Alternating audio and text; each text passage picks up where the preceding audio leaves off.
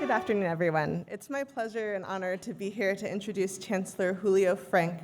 Before we hear from the Chancellor, I'd also like to acknowledge the Associate of the Chancellor, Dr. Felicia Marie Nall, who is with us here today.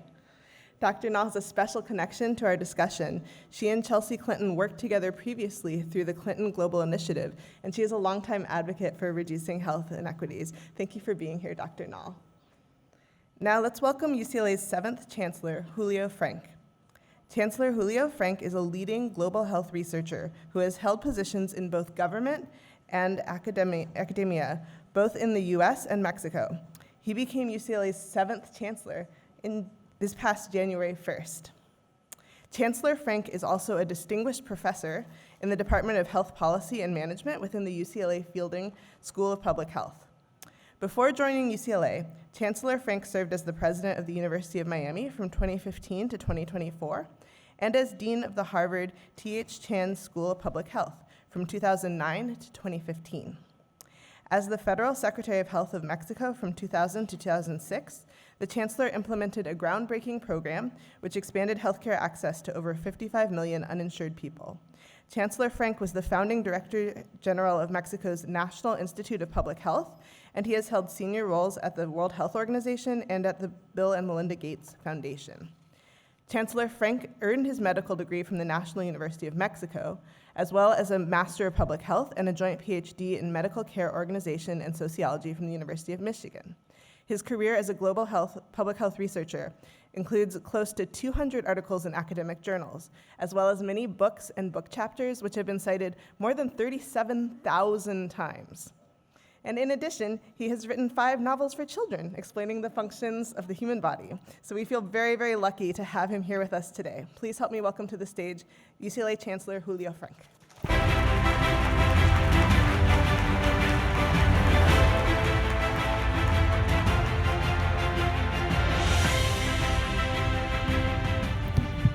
Thank you, Catherine. Good afternoon to everyone.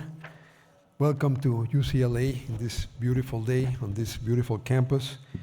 It's really an honor to be with all of you this afternoon because the issues you are here to discuss are really so timely at this moment, so important to have these conversations around human rights.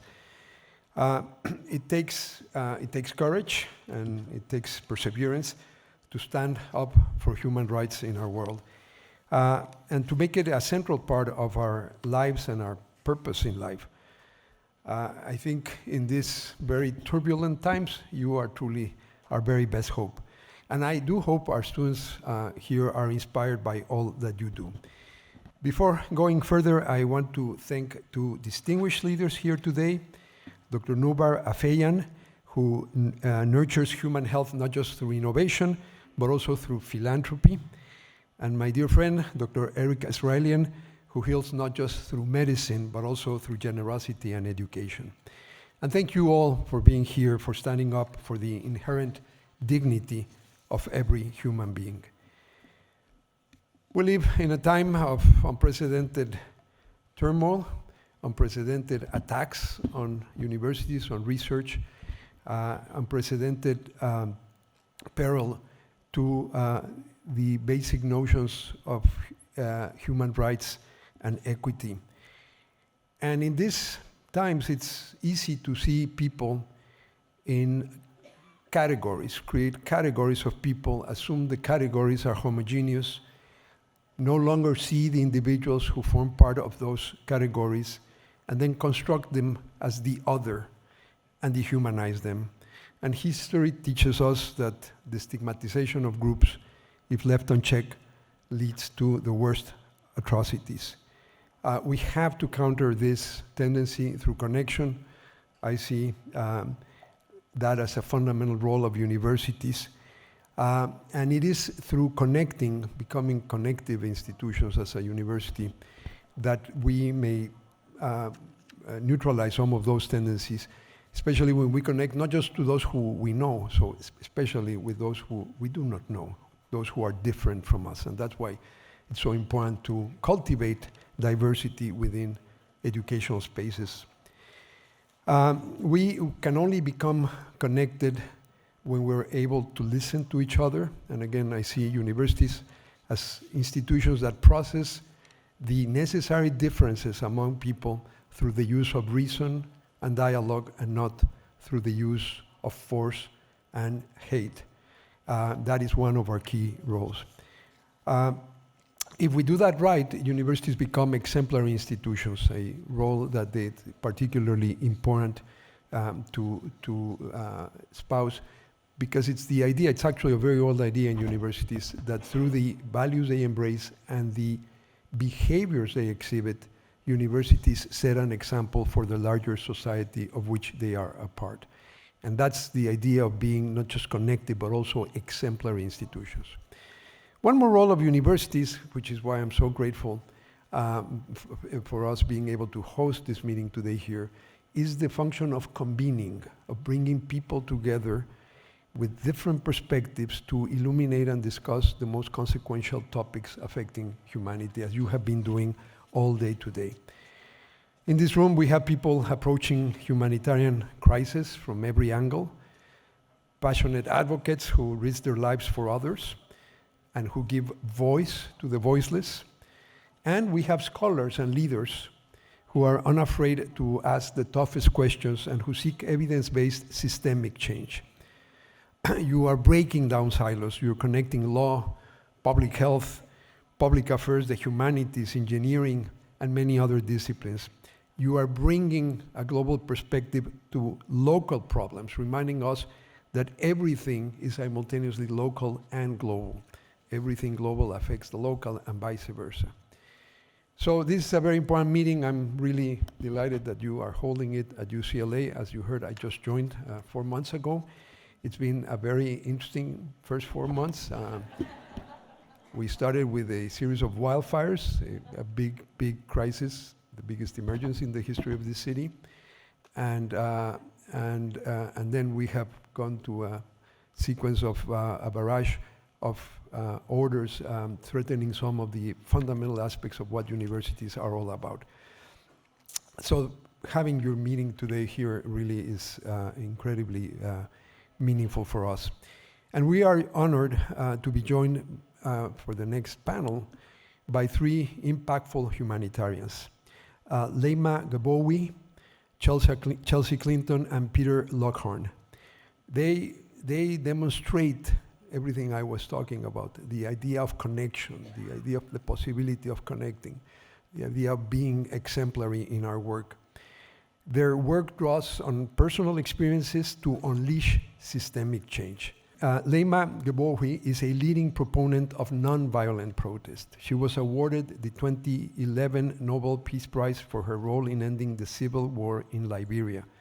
And she's committed to women's rights. She's a great advocate, a social worker, and founder of the Gbowee Peace Foundation Africa. Chelsea Clinton, who I know very well because we both work in global health, strives to improve lives and inspire emerging leaders across the world. She's an ardent advocate for early child development and for public health as vice chair of the Clinton Foundation, and a very, very prolific published author and teacher at Columbia University. And Peter Laugharn uses the power of philanthropy to support vulnerable children. He's president and CEO of the Conrad N. Hilton Foundation and has expanded educational opportunities for countless young people throughout his career. The moderator for their discussion is Scott Kraft, a distinguished journalist and editor-at-large of the Los Angeles Times. I hope that you leave this discussion not just as an observer or a listener, but as a partner in what I'm sure will be a very, very vigorous discussion. I hope that we will all feel emboldened to stay connected and committed to dialogue and to human rights. Thank you, and again, welcome to UCLA. It is our honor to now welcome to the stage our distinguished panelists and the moderator of our closing conversation, the editor-at-large for Los Angeles Times, Scott Kraft. Thank you, Chancellor Frenk, for that introduction and the wonderful sentiment. Good afternoon, everyone. It's wonderful to be with you.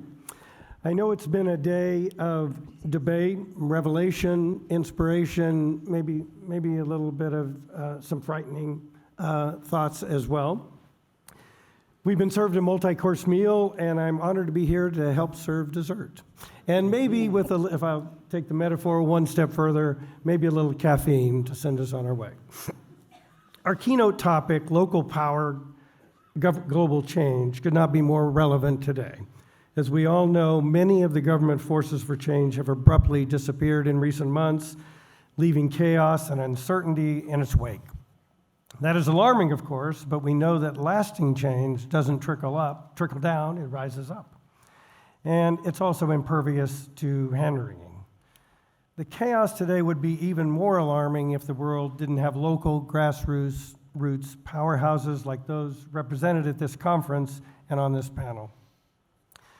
Our three keynote panelists today hail from different corners of the world, but they share a superpower: the ability to turn big ideas into real, lasting change.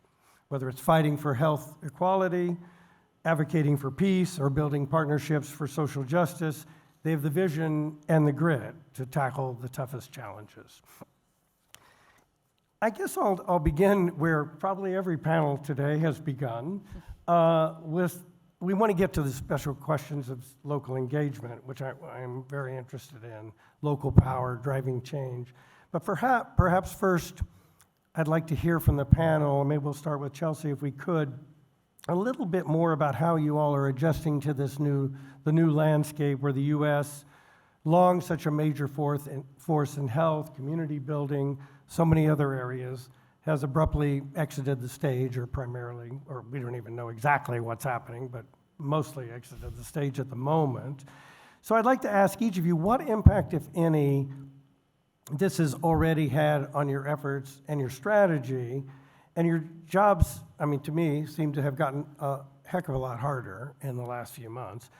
But perhaps there's also some opportunity in this, certainly more demands made of the people in this room, people on this panel, I would think. So how is it kind of playing out in your areas? Chelsea, could you begin? Oh, goodness. Well, Scott, thank you for moderating today. I also want to thank everyone here at UCLA for convening us here. You mentioned caffeine. I flew in from New York today. I'm especially grateful for the actual caffeine from everyone who works in this beautiful conference facility. It's so nice to be with my friend Julio. While Julio was being introduced, I realized I have had the privilege of being with Julio at Harvard, Miami, and now UCLA. And certainly I'm incredibly grateful to my friend Armin and everyone at Aurora. I think the challenge, Scott, is that there are not only as many answers to your question as there are people in this room who are navigating the chaos and the uncertainty. But the answer to your question also has to change every day. And yet, I think in some ways, while the answer must change every day as we think to how best to protect work that we're doing, that our partners are doing, to ensure that people are getting the services that they deserve, whether they're here in Los Angeles or anywhere around the world, we also can't lose sight of kind of what and why we're engaged in the work and how we're doing it. And certainly at the Clinton Foundation, if I think about our global health work, the Clinton Health Access Initiative, more than 95% of the people who work in our global health program work in the countries in which kind of they're from. We don't receive USAID funding, and so we have not kind of had the same type of immediate kind of cold face scramble that I know many of our partners have done, who were reliant on USAID funding, who had kind of many Americans kind of effectuating that work. And so I'm deeply cognizant that kind of we had built in a more locally determined way that has provided more resilience for that local work to still continue to be delivered. We're also, though, deeply engaged in work around the country, including right here in California, in trying to ensure that children anywhere and everywhere are surrounded with anything and everything that we would want for our own kids. And so we work on everything from early literacy to kind of diaper access to kind of building kind of safer, more climate resilient playgrounds. And again, while we don't receive kind of US government funding for that work, we're working in Head Start programs and WIC clinics and public parks and public playgrounds. And so trying to figure out how we continue to be in solidarity and community and to do the work that we know has been impactful in delivering, millions of books and diapers and building 1,500 playgrounds and is also an iterative answer that has local permutations, but we know the work has to continue. Leymah? Well, thank you all for having me, and I'm honored to be sitting between Peter and Chelsea. When people talk about the moment, I smile, because this moment is my reality. My work has always been in chaos. It's never been a bed of roses. It's never been financially stable. I've never had, maybe this year, but for a long time, over 30 years, it's been one struggle after the other. And the one thing that has kept me going was my community. And most times I tell people that the peace work that we did, let me take a step back. We started that work to build peace in Liberia with $10 US from someone's handbag. Yep. Because the moment we wrote our story, our press release, then we turned to each other and said, how do we publish it? And someone said, I have an extra $10. So we called the one journalist we knew that could persuade her colleagues to put the story out there. Afterwards, it was one struggle after the other. Yesterday, I talked about how one donor offered me a job when I went to beg him for funding for the women's movement. So this moment, when people are talking about it, sometimes I feel like the divine was preparing me for now. I've never gotten US aid funding. I've barely gotten any other funding, but for the impactful work I have done, and we say it in West Africa, I can beat my chest to say I've done good work. It's been from courage, it's been from commitment to community, and it's been because it's the insurance policy that my children and the children in my community will have a better life. So it's never, ever been that way. When we protested when we didn't have money for bus, we walked. When we didn't have money for water, we fasted. When we didn't have money to buy the essentials that we needed, I remember we got to an internally displaced camp, and the government, Charles Taylor government, had said to all of the humanitarian organizations, you can't bring food. These people had moved through the night of bombing, and they were in a classroom, and he said no one can give them food because it was not a designated internally displaced camp. I called all the media people I knew, and in that moment, what we had was money to buy a bag of gari, which is like the ground cassava. We bought peanuts. We didn't have enough money for sugar, but we started distributing food, what we had, to those people. And then the government came and said, oh, we did not say so. So when we talk about the movement, and I don't think it's just my experience, it's Julianne's experience, it's every African and every other person from developing country experience, that our work has never been about money, it has never been about stability, it's been chaos and functioning and having the most creative strategy in chaos.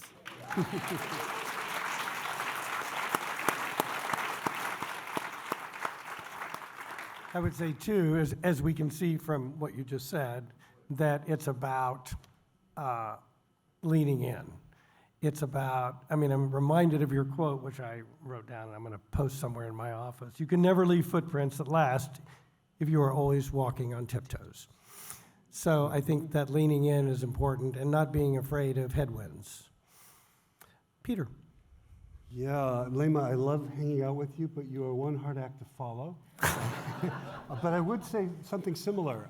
First, AID was a big partner of the Hilton Foundation. We were in their hair frequently about locally led development. And if in an alternate universe where there were another administration now, we would be in their offices saying, fix your procurement system. and get more out locally. But I admire the way they had tackled this. That said, they are not the main deal. And neither is overseas development assistance the main deal. The main deal is households and communities and national governments, who are the mainstays of the well-being of people around the world. And official development assistance helps that, and we'll continue to figure out ways to do that. But our commitment as a foundation has always been in helping local organizations, local municipalities, et cetera, because they're the ones who will be there over the long haul. They're an abundant and renewable resource, and very highly trusted. The rest of the world, with some wobble in Europe, is still very interested in development, in climate, et cetera. And I was in a conference in Nairobi 10 days ago, and I loved it. It was positive, it was practical, it was non-neurotic. And it made me realize how much weight I've been carrying around here by moping and by worrying about the future. I think there are two things we need to do here in the States. One is to think about reform. We had a system built for the 1940s. This is an opportunity. The box has been shaken in a damn difficult way, but this is an opportunity to do something better. And it's also a time to tell our story better and re-engage our own compatriots in work that they actually believe in, but don't know that that's what is going on. May I hand back to you? Well, what would you see, just to follow up on that, what would you see as the reform opportunity here? Sure. Well, let's talk humanitarian system first, because I know that's a concern of this conference. Our humanitarian system right now was built out of World War II. Was built in times where people lived in refugee camps and went back home after 2 or 3 years. That has not been the system for 30 years. That's not been the reality of people. And yet our system continued to function as though it were. There is more displacement in this century, but there's also vastly more capacity than when the system was set up, which the system has not recognized. So I would say honor the 25% commitment that was made 10 years ago at the World Humanitarian System to local organizations, bring solutions close to people, and you know, for funders like us or bilaterals, you know, act as though you're not the main deal, but you trust the people who are, and you support them. Chelsea, could you talk a little about the community-based work of the foundation and how, and maybe describe some of the success stories that you have that are kind of impervious to any kind of whatever happens with USAID or anything like that. And I know foundation doesn't take funding there, but they're interlaced with, you know, providing medicines and things like that. But aside from that, how do you build, and what are some success stories of building local partnerships? Sure. Well, I think, Peter, something that I've always admired about both of my parents. You know, my mother started in NGO work well before she ever became a politician. I mean, she was the chair of the Legal Aid Services Corporation here in the United States. She brought the Grameen Bank to southern Arkansas in the early 1980s to have micro lending for farmers. I start your question kind of with that kind of precedent because I kind of grew up immersed in this, not only kind of zeitgeist and sensibility, but strategy of like, if you're not in government, you're trying to work yourself out of a job. You're trying to prove kind of what's possible outside of government so that either the public sector absorbs it and scales it, or where there's a kind of meaningful business case for the private sector to steward forward. And that ethos has permeated the Clinton Foundation from inception. I deserve no credit for that. I didn't kind of join any foundation efforts until about a decade in. But certainly, if kind of you look at our work globally and domestically, you thankfully see, you know, not a large kind of aperture between kind of the rhetoric and the reality, and that we only work, you know, just to build on what Peter was saying, in partnership with local governments, whether kind of local governments are the more than 36 countries across sub-Saharan Africa and Asia where we still work today, or the more than 6 in which we have worked, inclusive of kind of the Caribbean and Latin America where we're no longer working, or with local governments at a county and a city level here in the United States on everything from early childhood education, which I mentioned earlier, or our opioid response network work. And importantly for us, the people kind of leading the work are not only from the communities, but have real lived experience. So the person who leads our opioid response network work here in the United States is someone who has overcome his addiction use disorder, which he speaks about very openly in the efforts to continue to destigmatize alcohol and addiction use disorders here in the United States. And the work that we do on a global health basis, which you mentioned as relates to all the commodity work that we've done, we not only do in partnership kind of with local governments at a national, regional, kind of or city level, but also with people who are living with the diseases. So it's very important to us that community always be centered, and that we're constantly trying to work ourselves out of a job because of what can then later be absorbed by kind of local government partners, local community partners, or local private sector partners as well. Leymah, you're local and global in a way. You're on both sides of this equation. How do you feel, what do you feel like is the current state of local peace activism efforts? Do you feel like, are we in a worse place than we've been before, or a more challenging place, or are things improving? I think we're in a more challenging place than we were before. I would say this first, starting from the women's perspective. When we did our actions in Liberia and some of the other women's work that we stood on their shoulders before, a lot of people saw women's activism as a group of toothless bulldogs. Nothing is going to come out of this. They're looking for attention, blah, blah, blah.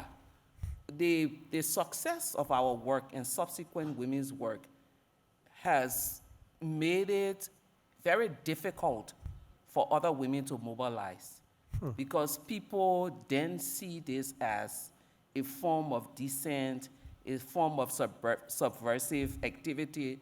So in many communities, when women try to, the first thing that governments would do is to clamp down on it. When we work with a group of activists from Syria, one of the first things they said to us was that during the beginning of the war, when they tried to do some of the actions that they learned from Liberia and other places, they will form themselves, wear white, and go to protest.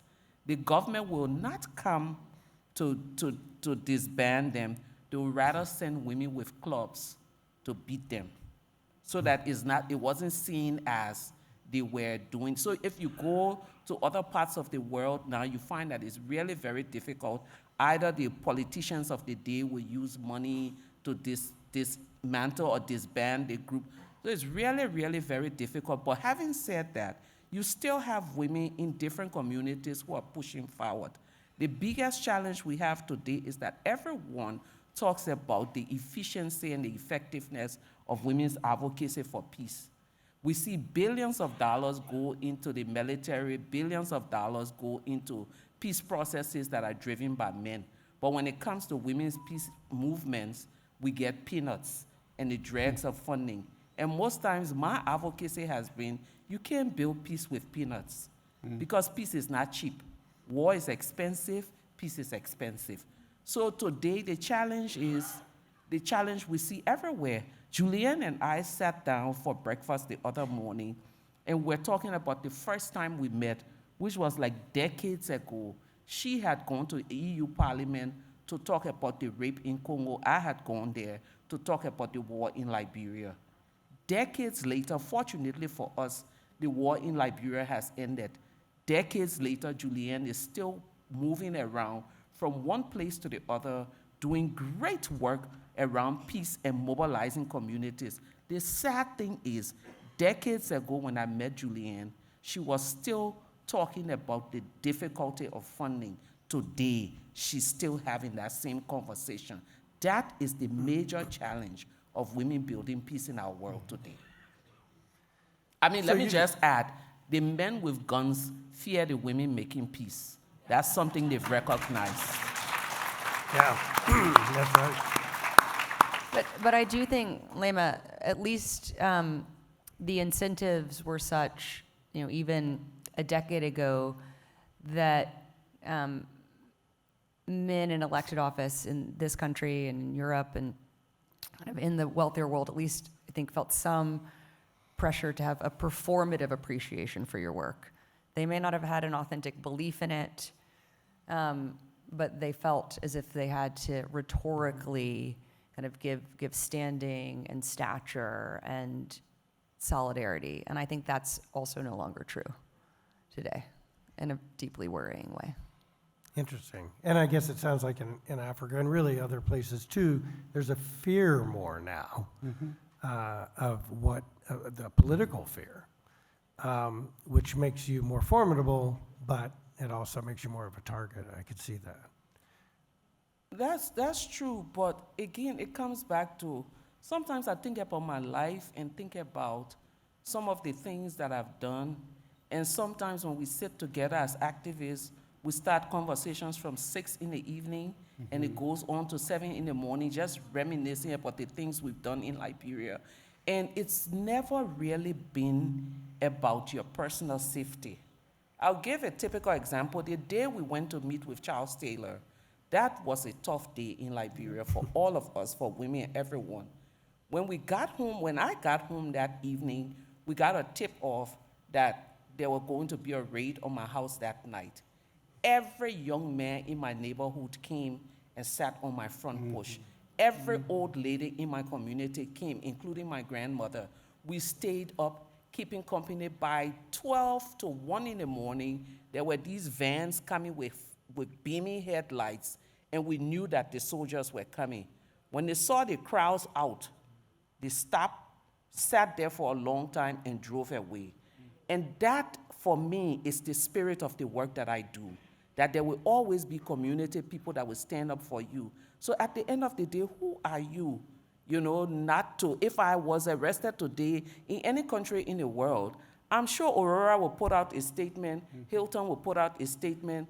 I'm talking about all of the groups that I'm affiliated with. Women around the world will put out statements. But those women in the communities that are suffering every day, when we say we represent them, we must walk our talk. Yeah. Peter, I think she served up a good question for you. When it comes to funding for groups like that, women's groups, peace groups, what is the specific challenge there, and what are foundations looking for in terms of qualities that they'd like to see in those organizations? Sure. I think, well, let me phrase this broadly about where Hilton has been.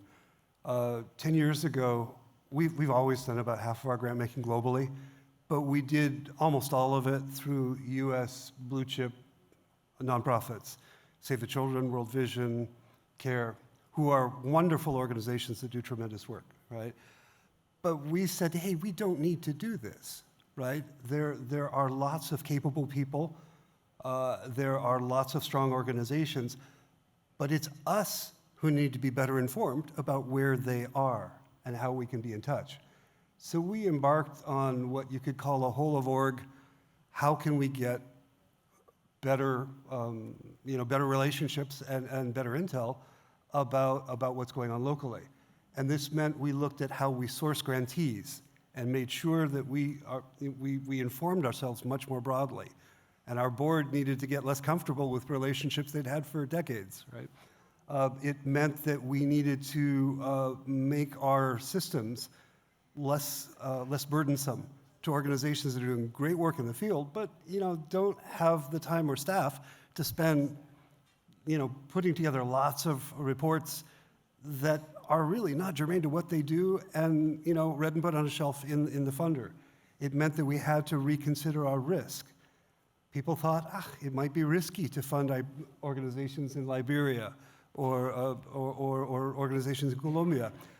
We actually, when we did the math, more money is lost by legitimate evaporation if you fund a US-based organization to do work overseas than will be lost by any non-charitable activity done by organizations that you fund locally, particularly if you show yourself to be a good funder, if you show curiosity and good partnership, good organizations will come to you. And people around you, as Leymah was saying, will identify those organizations that are strong and trustworthy and reliable. And I think often we put together accountability systems, M&E systems, all of these evaluation systems that are much heavier than they need to be for us to serve as a solid funder. So my basic question to us, to other foundations, to bilateral donors, is how do you set yourself up as a good partner? And what does good donorship mean? And that will lead you to organizations like Leymah's. And Chelsea, you similar foundation work in the health space. How do you feel about that? How do you approach that? You know, I was admittedly, as I was listening to your question, Scott, and then to Peter's initial reflections, you know, thinking about something that we haven't discussed, at least in our panel, and I wasn't here earlier, so it may have emerged in previous moments throughout the convening today, which is how reliant, though, in kind of obvious and subtle ways, so much of kind of the humanitarian architecture, the development architecture, whether in global health or other arena, actually has been on information that effectively, though, has been produced by the United States. And so by that, I mean everything from kind of USAID funding the Early Famine Warning Network to the Human Rights Report, which Secretary Rubio certainly has informed us will be a very different type of document with different areas of focus and, shall we say, completeness or lack thereof of information. From the CDC's weekly morbidity and mortality report, which, while generally focused on the United States, often had kind of global presence. And one of the first most ignominious things I think this administration did was to not publish that report in its first few weeks, kind of an interruption that was unprecedented. It had been published every week since 1961, including after September 11th. And so I think we haven't fully reckoned kind of with that risk to the work that all of us are engaged in, of what it will mean when we don't have information, whether about kind of famine or conflict or human rights abuses. How do we then understand kind of where to kind of purpose work with urgency, kind of with kind of sustainability and scalability, how best to work with to empower local partners to, again, work ourselves out of a job if we're living in a miasma of no information. I mean, we often talk about kind of the mis and disinformation. I think that is a real concern, and another that kind of the Trump administration has no longer, will have mechanisms to try to ameliorate and correct. But I actually think the larger challenge is going to be the vacuum of data that we are already confronting and that will become only kind of more apparent kind of week over week.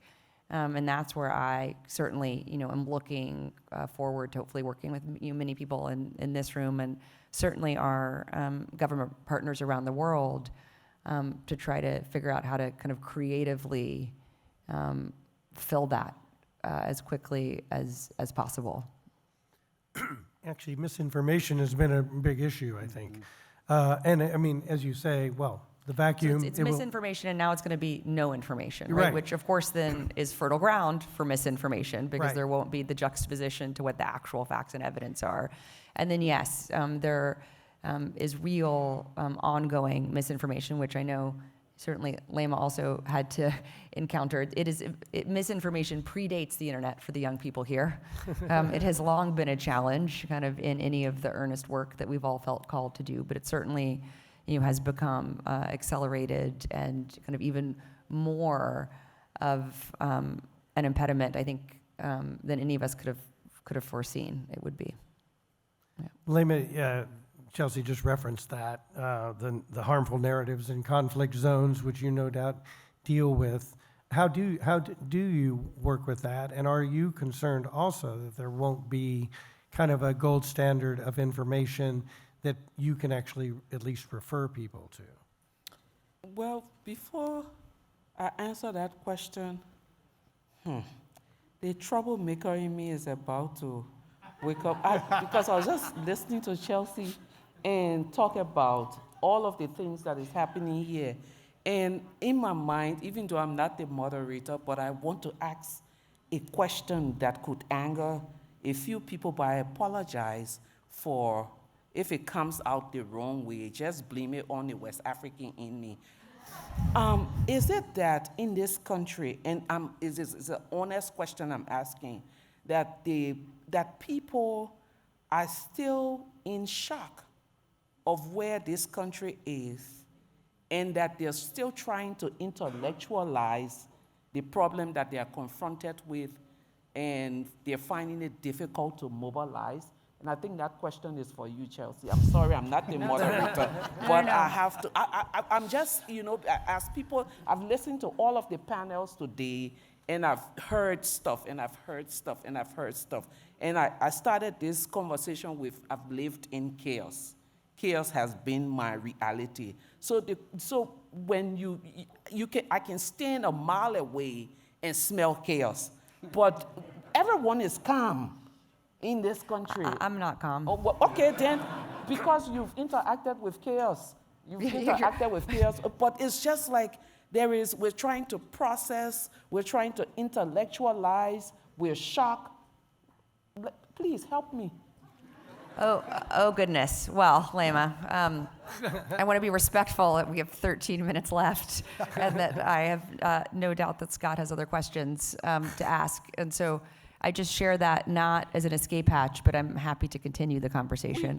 We definitely I think a few things. I think one, you're right to focus on the chaos. I think it is disorienting, the velocity of change, of then sometimes retrenching on the change and then going forward on the change. I think it's also, I think, dislocating to realize that the chaos is purposeful.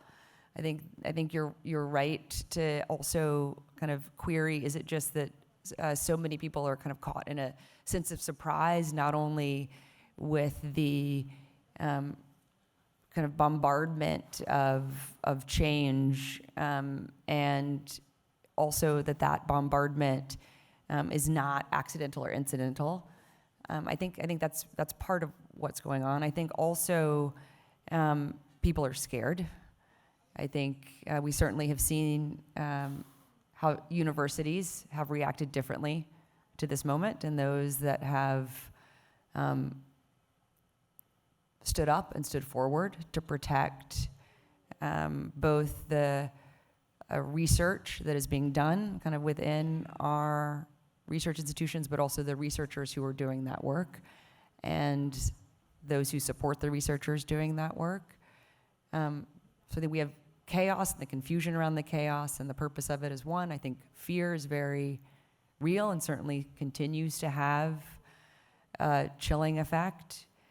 I think that everything that we've talked about kind of related to funding is also salient to organizations here in the United States, where many are seeing kind of their federal funding cut. They're seeing foundations, not the Hilton Foundation, but other foundations who in the first Trump administration had kind of stepped into the breach in kind of compensatory, complementary, and even kind of net new ways of support not materializing.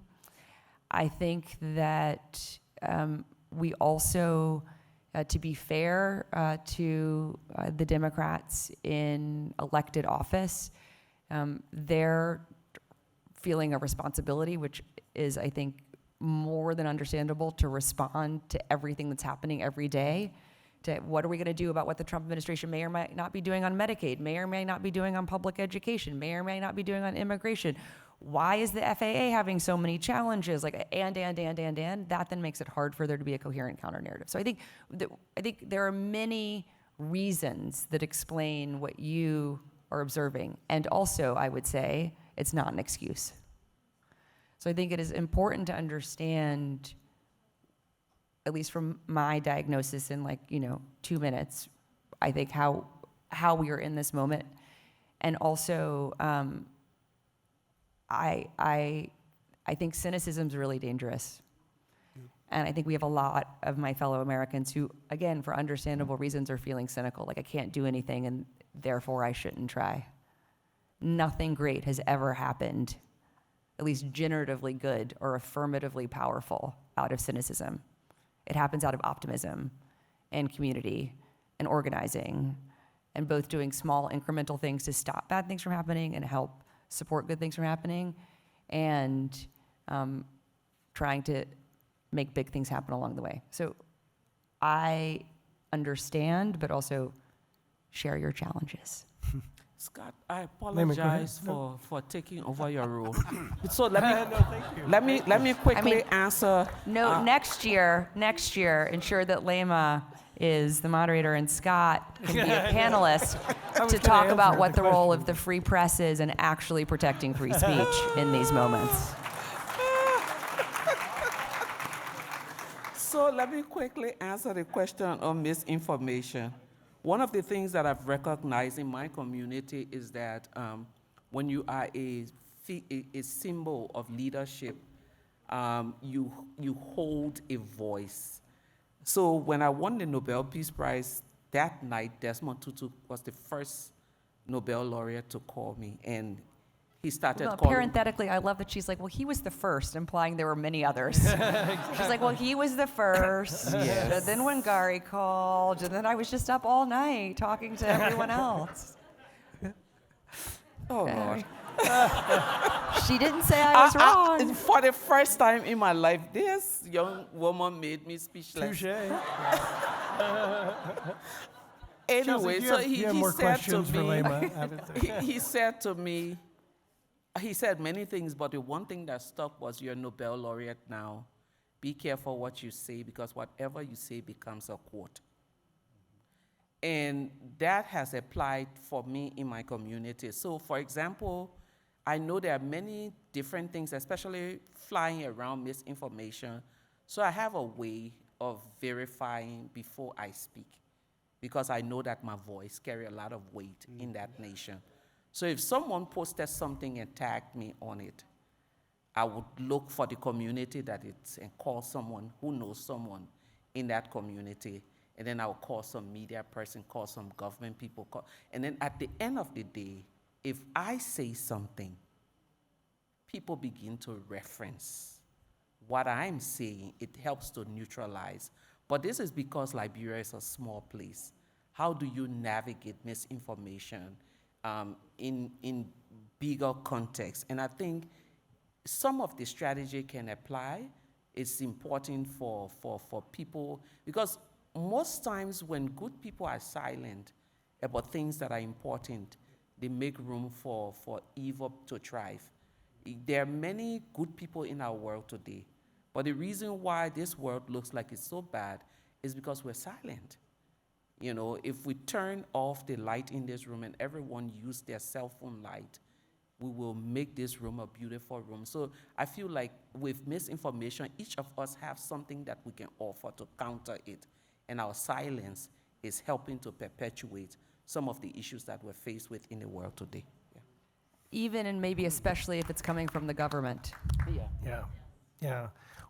And going back to what Chelsea originally raised on this one was the lack of information, the void of information. Peter, is that, I mean, how are it certainly would, I think, tie a hand behind the back of foundations that are trying to make smart decisions based on data, reports that, a lot of us might find mind-numbing, but are really important, I think, to foundation work. You're hurting my data heart with that. I'm like, give me statistics every day. Well, I think Chelsea's right. You know, in the wreckage of what we've lost in the last 4 months, there are some very important information systems, stores of knowledge, you know, and I think we have to rebuild those. It won't necessarily be done by the US government, but I think they can and should be rebuilt. I would come back, though, to, you know, the USG is not your only source of information, and if it is, God help you, right? So even in a good year, right? So I think there are many other sources of information, and I would certainly go back, you know, as Leymah did, to people on the ground. If those are the people that you are trying to serve, then know best what their situation is and ask them. And I think we are in a, I don't know, I'm an optimist, right? I'm going to say something that will tick people off, but I think we are in a moment that has promise in it, because we can make the humanitarian system and the development system work as though people mattered, right? And I think they have grown into structures where everyone in them is very well intentioned, but they weren't delivering as they should have. And I think we can change that right now.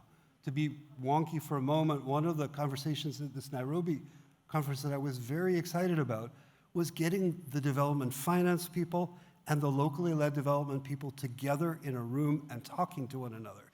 The development finance people know all about capital flows, but often they just want to keep that stuff flowing without worrying enough about whose health gets better, about who gets through school.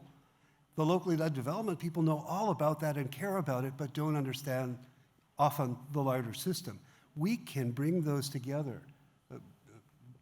Chancellor Frenk talked about the convening power of universities. That's tremendous. Foundations are a partner in that as well. And you know, we are both funded to exist, hopefully in perpetuity. We're both structured for independent judgment, and we're both structured for social good. So I think we should lean in to those superpowers right now, even if the government is giving us a hard time, even if those roles are questioned. And you know, my sense so far is that hard time is 95% bluster and 5% legal substance. And you look at the legal substance and you say, are we good? And if so, we just keep doing what we're doing. I have to say, though, since Leymah already, I'm going to just piggyback on Leymah's apology if I say something uncomfortable. In that, you know, Peter, certainly, I mean, there's a set of reasons why we've never taken USAID funding, and I agree with all of the diagnoses that have been made about the, you know, so-called Beltway bandits over, you know, many decades of earnest, sincere, small and bold efforts alike to reform development assistance, not only here in the United States, but globally. I agree with many of the critiques that have been made for many decades about the Bretton Woods system. And also, I find it completely indefensible that, you know, the pauses of PEPFAR funding, as one example, led an estimated 200 to 300 children to be born every day with HIV who otherwise would have been born without HIV. As I say to my children, many things are true. And I'm really angry. And so I'm going to hold the optimism, which I also am a naturally optimistic person. And I agree, like, you know, it's unfortunate that the system in many ways had been built with so many single points of failure that were related to the US government. Like, it should trouble all of us that we actually don't have an early warning famine system any longer, because it was 100% funded and hosted by USAID. And I'm going to be angry about the blithe, careless cruelty. Or that the President Malaria's Initiative is not protecting children against malaria because the chemotherapy prophylaxis are still stuck in USAID warehouses. How is that efficiency? I'm going to be angry still that DOJ has not defined efficiency. Whenever they are pressed, they often say things like, you know it when you see it. I'm like, so now we're quoting the Supreme Court on pornography? And all I want is, like, I want to know the denominator and the numerator and how you're going to track and assess it. So I'm going to be angry about that, and also be hopeful that we will get to a better place, but that does not excuse or exonerate the cruelty and the lives lost in the interim. Scott, I know our time is up. Chelsea, welcome to the Angry People's Club. Oh no, Leymah, I've been angry. The one thing I have to warn you when you join this club, your father was once a president. Yeah. When you join the club, it makes you do things that people will be appalled at. My father was not a president, but welcome. Girlfriend, welcome. Well, I know I'm doing something right if Leymah agrees with me. I mean, I'm still angry that we don't talk about abortion every day in this country, like while women are dying. So, I mean, I'm angry about lots of things, Leymah. Well, that's a great note to end on, and I'm sorry we have to end on it. We could clearly continue this conversation for several hours, but I guess we'll just have to continue it over cocktails. Thank you all very much for your Thank you, Scott. insights. Thank you, Scott.